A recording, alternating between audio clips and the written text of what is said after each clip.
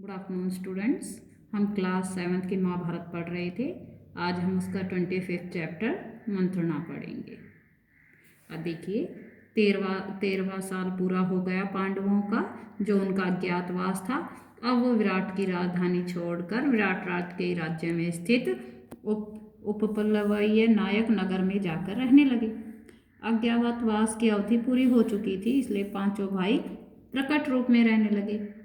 आगे का कार्यक्रम तय करने के लिए उन्होंने अपने भाई बंधुओं एवं मित्रों को बुलाने के लिए दूत भेजे। भाई बलराम, अर्जुन की पत्नी सुभद्रा, पुत्र अभिमन्यु और यदुवंश के कई जो थे वीरों को लेकर श्री कृष्ण उपप्लव्य जा पहुँचे। इंद्रसेन आदि राजा अपने अपने रथों पर चढ़कर उपप्लव्य आ पहुँचे। काशीराज और वीर शैव्य भी अपनी दो अक्षौहिणी सेना के साथ आकर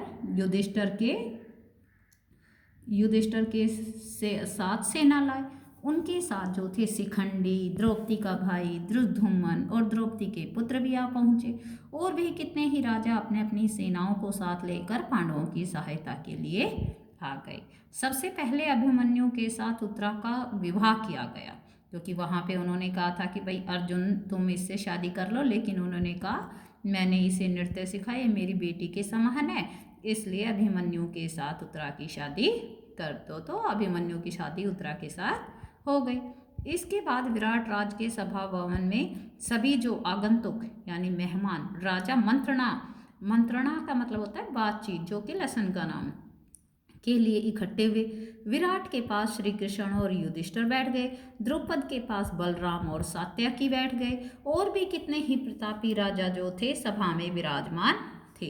सभा में सबके अपने अपने आसन पर बैठ जाने पर श्री कृष्ण उठ गए और कहने लगे, सम्माननीय बंधुओं और मित्रों, आज हम सब यहाँ इसलिए इकट्ठे हुए हैं कि कुछ ऐसा उपाय सोचें जो युधिष्ठिर और राजा दुर्योधन के लिए लाभप्रद हो, न्याय के युक्त हो और जिसमें पांडवों तथा कौरवों का यश बढ़े। जो राज्य युधिष्ठिर से छीना गया है वो उनको वापस मिल जाए तो पांडव शांत हो जाएंगे और दोनों में संधि हो सकती है।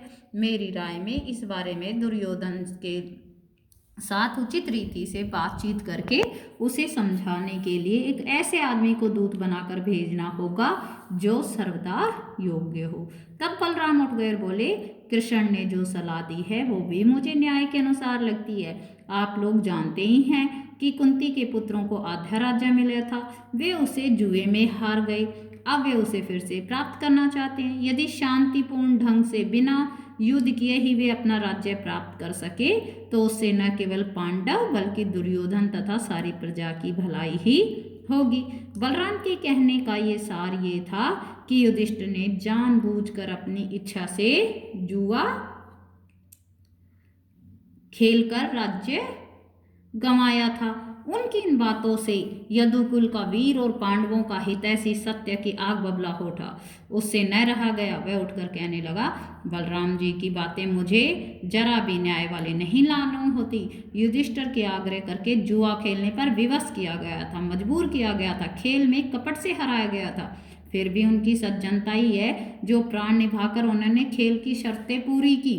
दुर्योधन और उनके साथी जो ये चिल पुकार मचा रहे हैं कि 12 महीने पूरे होने से पहले ही पांडवों को उन्होंने पहचान लिया है, ये सरासर झूठ है और बिल्कुल अन्याय है।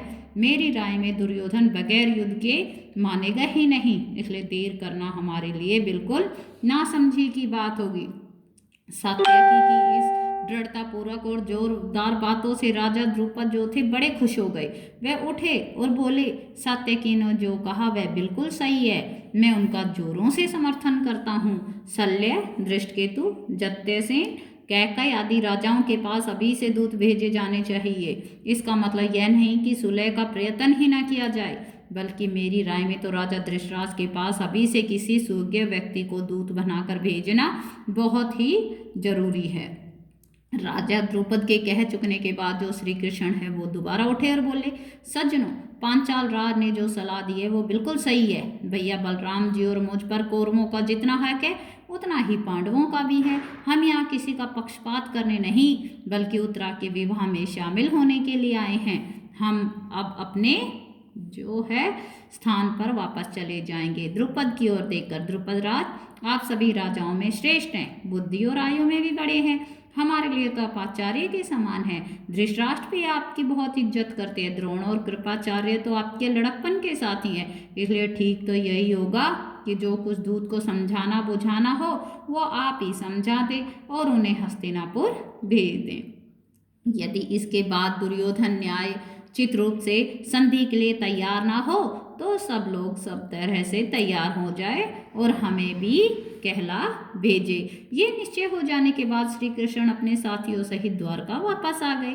विराट, द्रुपद, युधिष्ठिर और युद्ध आदि सब युद्ध की तैयारियां करने में लग गए।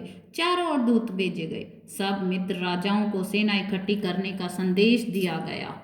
पांडवों के पक्ष में राजा लोग अपनी अपनी सेना सज्जित करने लगे, इधर से तैयारियां होने लगी, उधर दुर्योधन आदि भी चुपचाप बैठे नहीं रहे, वे भी युद्ध की तैयारियों में जी जान से लग गए। उन्होंने अपने मित्रों के यहाँ दूतों द्वारा संदेश भेजे जिससे सेना इकट्ठी की जा सके।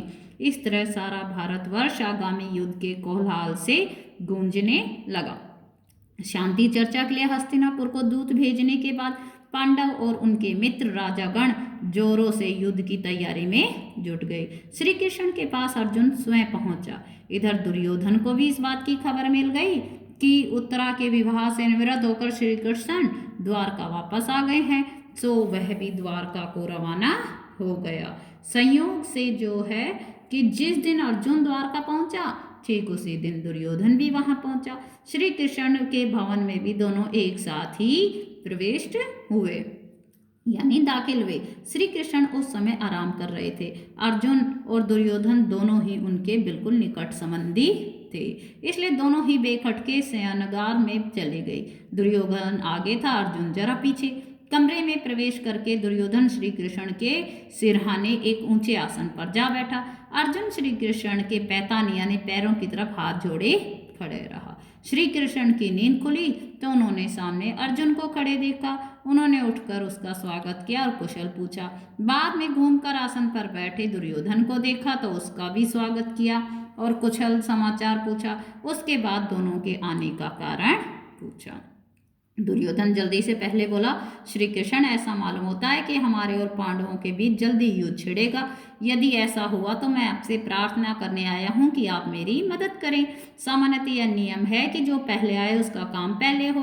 आप जो है विद्वानों में श्रेष्ठ हैं, आप सबके पथ प्रदर्शक है, अतः बड़ों की चलाई हुई प्रथा पर चलें और पहले मेरी सहायता करें। यह सुनकर श्री कृष्ण बोले, राजन आप पहले पहुंचे जरूर, लेकिन मैंने तो पहले अर्जुन को ही देखा था। मेरी निगाह में तो दोनों ही बराबर हैं, इसलिए कर्तव्य भाव से मैं दोनों का ही समान रूप से सहायता करूंगा।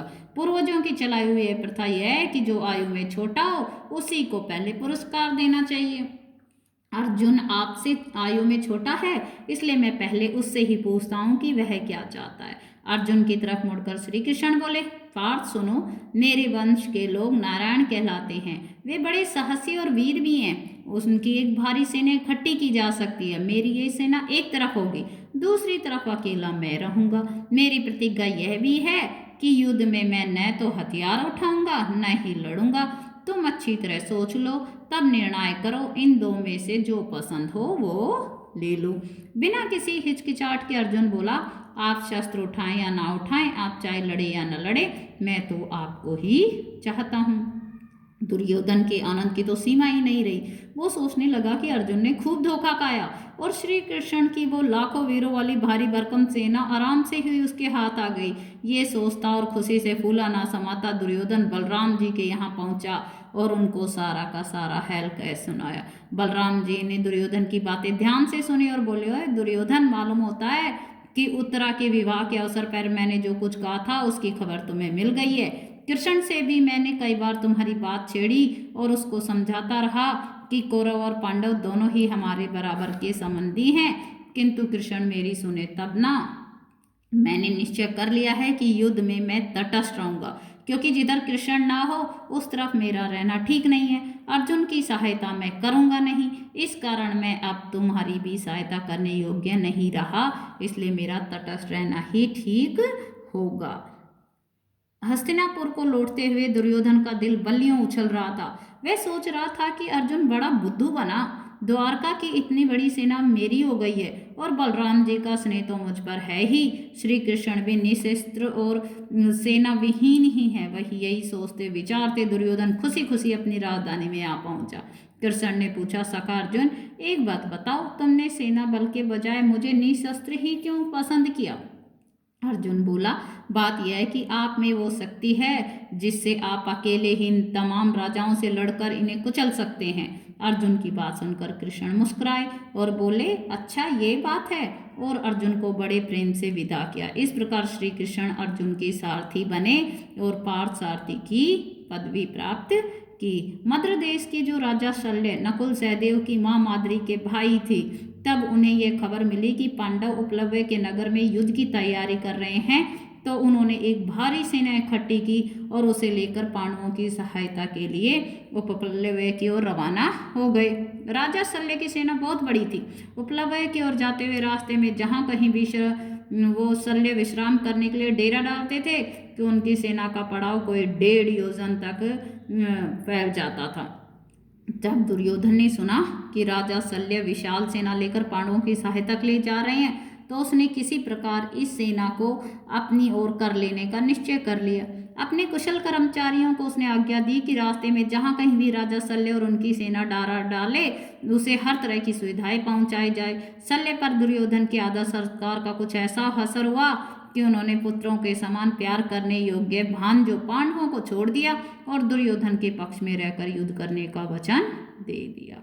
उपप्लव्य में राजा शल्य का खूब स्वागत किया गया। मामा को आया देखकर नकुल और सहदेव के आनंद की तो सीमा ही नहीं रही।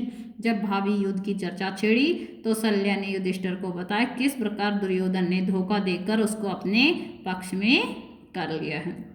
युधिष्ठिर बोला, मामा जी, मौका आने पर निश्चय ही महाबली कर्ण आपको अपना सारथी बनाकर अर्जुन का वध करने का कोशिश करेंगे। मैं ये जानना चाहती हूँ, उस समय आप अर्जुन की मृत्यु का कारण बनेंगे या अर्जुन की रक्षा का प्रयत्न करेंगे? मैं यह पूछकर आपको असमंजस में नहीं डालना चाहता था, पर फिर भी पूछने का मन हो गया। मद्राज ने कहा, बेटा युधिष्ठिर, मैं धोखे में आकर दुर्योधन को वचन दे बैठा, इसलिए युद्ध तो मुझे उसकी ओर से ही करना होगा। पर एक बात बताए देता हूँ कि कर्ण मुझे सारथी बनाएगा तो अर्जुन के प्राणों की रक्षा ही होगी। उपप्लव्य में महाराज युधिष्ठिर और द्रौपदी को मद्राज शल्य ने दिलासा दिया और कहा, जीत उन्हीं की होती है जो धीरज से काम लेते हैं। युधिष्ठिर, कर्ण और दुर्योधन की बुद्धि फिर गई है।